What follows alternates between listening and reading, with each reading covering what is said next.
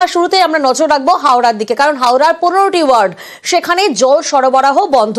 কারণ কি? কারণ সেখানে জলের পাইপলাইন ফেটে গেছে, আর জলের পাইপলাইন ফেটে যাওয়ার জেরে হু হু করে জল বেরিয়ে যায়, কিন্তু তার জেরে যারা স্থানীয়রা তারা জল পাচ্ছেন না।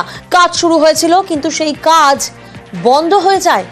কি কারণে এই মেরামতির কাজ বন্ধ হলো? হাওড়ার বেলগাছিয়ার জলের পাইপ ফেটে বিপত্তি, ফের বন্ধ পাইপলাইন মেরামতির কাজ।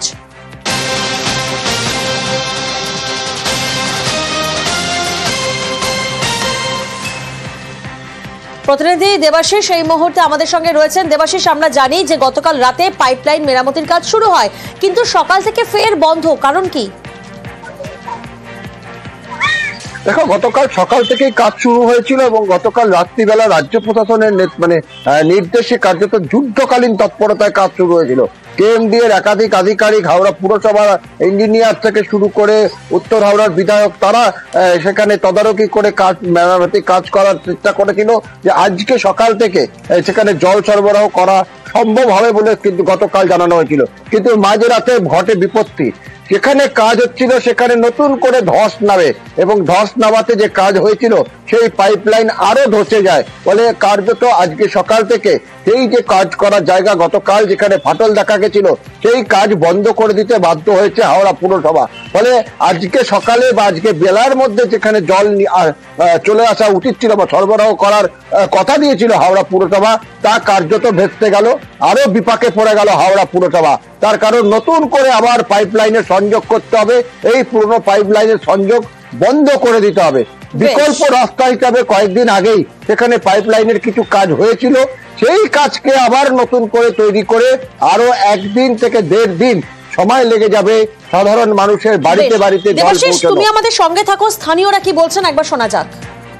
কি হচ্ছে, রাত্রে দেখি কাজ হয়েছে, বলছে মাটি নেমে নেমে পড়ে যাচ্ছে, পাইপ ঘুরে যাচ্ছে, রাখা যাচ্ছে না। এখন 1-2 দিন জলের সমস্যা থাকবে।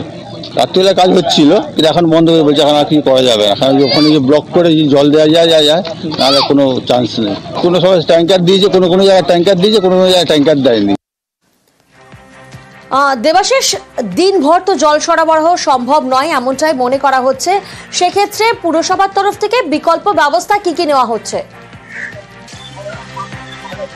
দেখো, বিকল্প ব্যবস্থা বলতে গেলে হচ্ছে জলের ট্যাঙ্কি পাঠিয়ে বিভিন্ন এলাকায় সেখানে সাধারণ মানুষকে জল সরবরাহ করা। কিন্তু যে পরিমাণে যত মানুষ রয়েছে এই মুহূর্তে 15-16টি ওয়ার্ড কার্যত জলশূন্য গতকাল থেকে, যত সময় বাড়বে জলের চাহিদা তত বাড়ছে, গরম পড়েছে। ফলে সেই জায়গায় দাঁড়িয়ে এই যে ট্যাঙ্কি পাঠিয়ে, জলের ট্যাঙ্ক পাঠিয়ে সেই এলাকায় জল দেওয়া, তা কতটা কার্যকর করতে পারবে হাওড়া পুরসভা, তা নিয়ে কিন্তু সন্দিহান রয়েছে সাধারণ মানুষের মধ্যে। ফলে ইতিমধ্যেই যে দোকান থেকে জল কিনে খাওয়ার লাইন, তা কিন্তু জানান দিচ্ছে যে ভোর রাত থেকেই তারা লাইন দিয়ে রয়েছে একটুকু জলের জন্য। তার কারণ যেভাবে যত জলের ট্যাঙ্ক রয়েছে সেই ট্যাঙ্ক দিয়ে এতগুলি ওয়ার্ডকে মেনটেন করা হাওড়া পুরসভার তরফে কিন্তু যত কার্যত বলা যেতে পারে একেবারে অসম্ভব।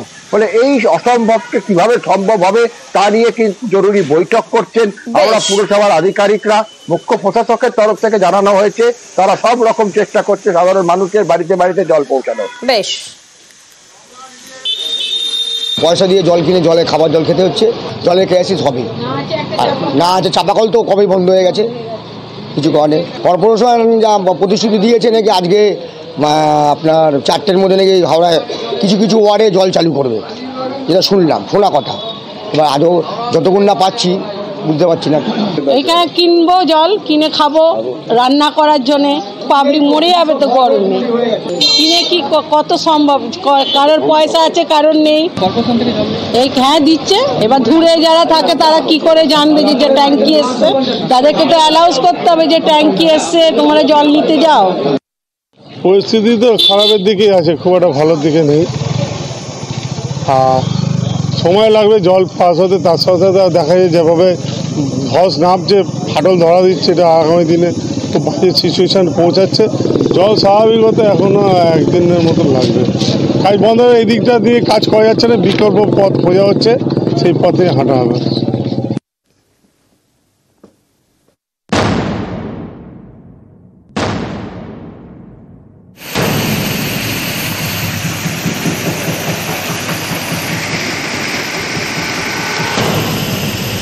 ফেটে গিয়েছে জলের পাইপ, সেই ফাটা অংশ দিয়ে হু হু করে জল বেরোচ্ছে। হাওড়া পুরসভার ৮ নম্বর ওয়ার্ড বেলগাছিয়া, এখানে রয়েছে ডাম্পিং গ্রাউন্ড, পাশেই পুরসভার জলের পাইপলাইন। বৃহস্পতিবার এই পাইপ ফেটে বিপত্তি। স্থানীয়দের দাবি ভোর তখন প্রায় ৬টা। ডাম্পিং গ্রাউন্ডের আবর্জনার চাপে মাটিতে ধস নামে, ফেটে যায় জলের পাইপ, হু হু করে জল বেরোতে থাকে।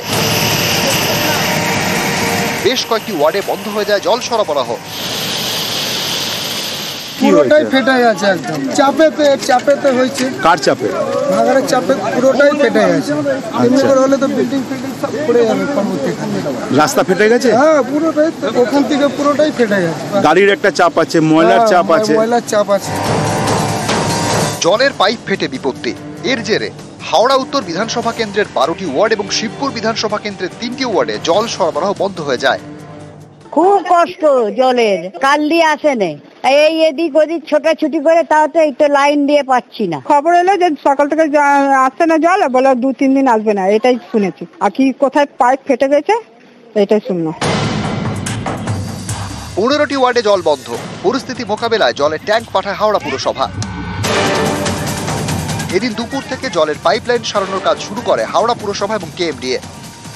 একটা বড় সড়ো প্রবলেম ঘটেছে, বাট আমরা চেষ্টা করব যত তাড়াতাড়ি সম্ভব এটাকে ঠিক করার। কিন্তু সমস্যাটা বড়, সেই জন্য হয়তো একটু সময় লাগবে, বাট আমরা চেষ্টা করব যত তাড়াতাড়ি সম্ভব ব্যাপারটাকে মেটানোর।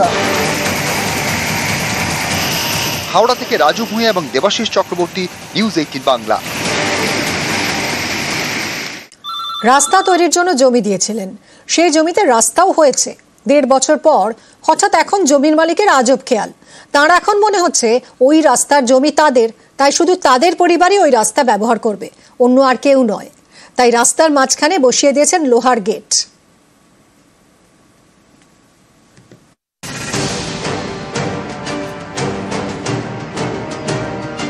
দুটো পাড়ার মধ্যে রাস্তা, পুরসভার রাস্তা, সেই রাস্তার মাঝেই লোহার গেট।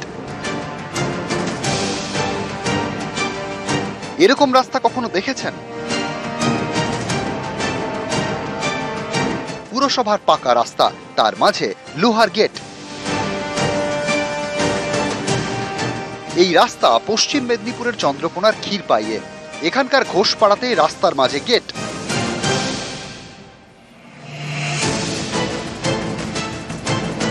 দুটি পাড়ার মধ্যে যাতায়াতের জন্য রাস্তা ছিল না। ক্ষীরপাই পুরসভার কাছে রাস্তা তৈরি করে দেওয়ার দাবি জানান স্থানীয়রা। পুরসভা তখন সক্রিয় হয়, রাস্তা তৈরির জন্য জমি দেন এলাকার বাসিন্দা অসীম ঘোষ এবং তার পরিজনরা। তৈরি হয় 700 মিটার ঢালাই রাস্তা। এখন সেই জমিদাতা অসীম ঘোষের মনে হচ্ছে, যেহেতু জমি তাঁর, তাই রাস্তাও তাঁর। এই রাস্তা নাকি শুধু তাঁর পরিবারের লোকজনই ব্যবহার করবেন, আর কেউ নন। তাই রাস্তার মাঝে এরকম লোহার গেট বসিয়ে দিয়েছেন জমিদাতা অসীম ঘোষ। ইচ্ছে মতো এই গেট খোলেন, আবার যখন ইচ্ছে বন্ধ করে দেন। আমাদের রাস্তাটা হয়েছে, এটা কিন্তু মিউনিসিপ্যালিটি থেকে হয়নি। আচ্ছা, পাড়াই যে সমাধানটা, সেইটা দিয়েতে রাস্তাটা হয়েছে। সরকারি পয়সা, সবাই সরকারি রাস্তাকে আপনি গেট দিয়ে ঘিরে দিতে পারেন? কেন পারবেন? আমার নিজস্ব জায়গা তো। ঢালাই রাস্তাটা কতটা দূরত্ব নিয়েছে? ফুড মেপে তো আমি জানি না। গল্পটা হচ্ছে যখন রাস্তার মাঝে লোহার গেট অনেক সময় বন্ধ থাকে, এতে চরম সমস্যায় পড়েছেন স্থানীয়রা। তাদের অভিযোগ, বারবার পুরসভাকে জানিয়েও কাজ হয়নি, অথচ রাস্তাটা তো পুরসভারই। রাস্তার উপর দিয়ে যাতায়াতের সময় গালিগালাজ করে, গেটে চাবি দেওয়া থাকে। ও বলছে আমাদের রাস্তা। এটা তো পথশ্রী রাস্তা। এটা পথশ্রী রাস্তা, জনগণের প্রত্যেকেরই অসুবিধা হচ্ছে। একজন পথচারী, তিনি সাইকেলে করে বিজনেস করতে আসেন, সেও একদিন এসে তাদের সঙ্গে ঝড়াঝাটি হয়েছে। আমরা পরে জানতে পারি যে ওখানে একটা গেট লাগানো হয়েছে। আমরা দেন দেওয়ার লোক পাঠিয়ে বলি গেট আপনারা খোলা রাখুন, সেই সময় গেট খোলা রেখেছিল। পরবর্তীকালে আবার গেট লাগানো হয়। অভিযোগ পেয়েছি, আমাদের ইঞ্জিনিয়াররা যাবে এবং ওনাদেরকে আমরা বলবো যে তারা যেন গেট খুলে রাখে, সেই ব্যবস্থা নেওয়ার জন্য আমাদের পৌরসভা থেকে যা উদ্যোগ নেওয়ার আমরা নেব। চন্দ্রকোনা থেকে সুকান্ত চক্রবর্তী, নিউজ 18 বাংলা।